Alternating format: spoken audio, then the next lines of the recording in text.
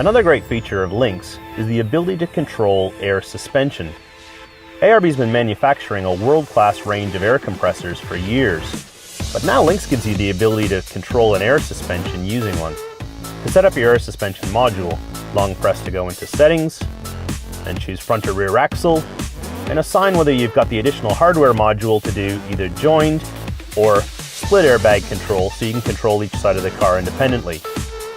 Then we want to set a maximum pressure for the airbag, and a minimum pressure as required by some airbag models.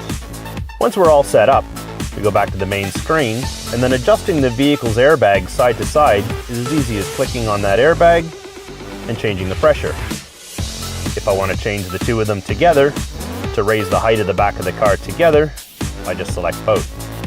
A handy feature of air suspension is the ability to give a name to the load that you've set it up for. This one's set for boat trailer, but if I want to, say, add my quad trailer to the list,